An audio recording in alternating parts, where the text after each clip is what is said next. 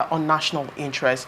Former President Chief Olusegun Obasanjo has disclosed that his attitude of not keeping quiet on national and international issues led him to jail under the military junta of the late head of state, General Sanni Abacha, in 1995. Obasanjo also hinted that the quest to save Nigeria from an imminent disintegration made him to seek the presidency in 1999, admitting that he had settled into agriculture after his military service at age 42 before the quest came. Speaking during an interactive session with 15 young male and female future African leaders drawn from different parts of the continent at the Olusegun Obasanjo Presidential Library, OOPL, at the weekend, Obasanjo tasked the youth on positive leadership roles for the continent. In a statement by Special Assistant on Media, Kehinde Akinyemi, the former president spoke when the budding youth under the aegis of Future African Leaders Foundation came with the 10 winners of the prestigious and life-challenging Future Africa Leaders Awards. He said his prison experience was part of the challenges of life he personally had, and the journey to it started with his inability not to always keep mute. According to him, I joined the army, and at the age of 42, I finished my career as a military officer. But what could I do? I was still young, energetic, and dynamic, but I was still young. So I took to agriculture, and during that time, I went into prison, and that is not what I really wanted. Going into prison is really a challenge because I refuse to keep quiet. For me, if there is anything to comment on, I did comment on them, and so I landed in prison, and that is a challenge. And when I came out from prison, the situation was bad in the country that some people felt the need to be saved, and pressure started coming. Obasanjo also responded to a question on the African debts, lamenting that some of the debts by some countries in the continent were reckless and outright corruption. Most of the debts cannot be explained. Some outright corruption, he disclosed, citing a particular state in Nigeria, where the site for a carpet industry was never cleared and the entire loan was repaid. He commended the participants and organizers, particularly the founder of the Future African Leaders Foundation, Pastor Chris Oyakilome, for hosting the 2024 edition of the program. Yet again. Wow, this one is coming from Obasanjo, revealing why he doesn't always keep mute. I mean, what landed him in jail, probably saying what he feels like for the national interest. Where he said where he feels like he needs to speak on, he speak on them, and that has landed him to jail several times. I would like to get your take on this one. I think the advantage of Obasanjo is he's just been who he has been. And if he says that, I'm not sure anybody will contradict him, what he has said. All right. Because even then, up till now, as old as he is, he has remained the same person and would not keep quiet and would always talk. And even today, it may not take him back to prison, okay, but it has always stood him against the establishment. For Buhari, he spoke. This government is also speaking, and he's never one that would be cowed or be made to keep quiet. And someday, I'm sure the Nigerian state will miss him. They will miss him. Because not so many voices have the strength and the power that he has.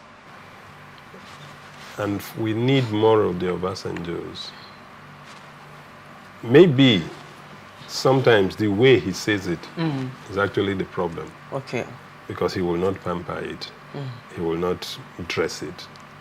He will just, as raw as he can, he gives it out. And sitting governments have not found it funny. But incidentally, the lucky thing about here is that now it's democratic governance. And so and not the military. There is a freedom of expression, freedom of speech. And so he enjoys that freedom.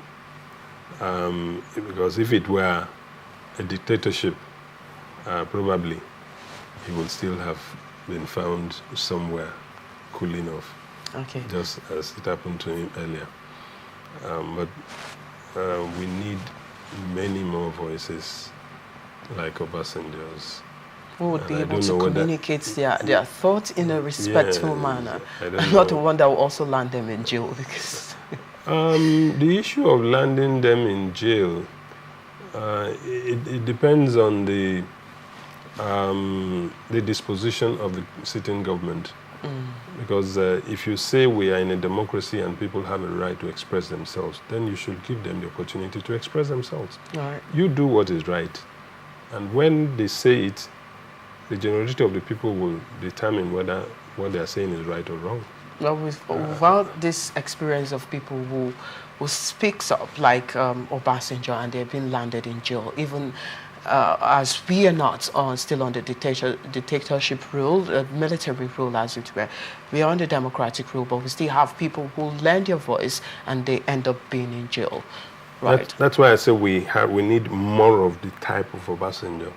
People who will not be cowed, people who it will be difficult to put them in jail. Right. People like Shore is doing his best, but he is not as a big masquerade as Obasanjo, so he will go in and come out.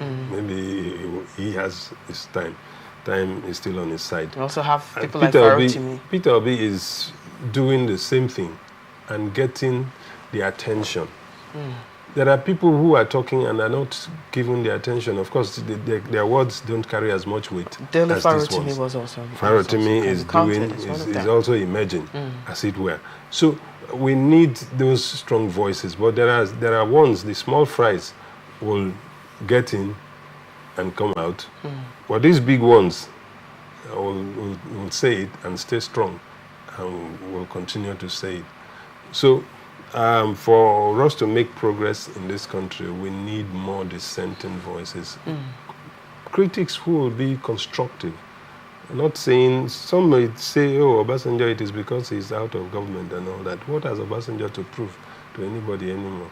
What has he to gain anymore? I'm not sure even if you just dash him to come and be president again, I wouldn't expect him to even accept at this age. But he has lived out his life for this country, and it is difficult to take away the fact that Obasanjo has been a patriot. Like I said, someday Nigerians will look back and say, yes, I think we really had somebody. For now, maybe because he's... in fact, it will be interesting to hear what the people he's attacking now will say of him when he's actually no more. It will be very, very interesting because he has actually taken on so many people. As long as you have a chance to be in government, he does not keep quiet. That is not to say he himself is a saint. He has also taken as much as he is given. So this brickbat continues. But for democracy to be democracy and to deliver its promise to the people, this is what it is. Healthy contention, constitutional contention. People should be free to express themselves.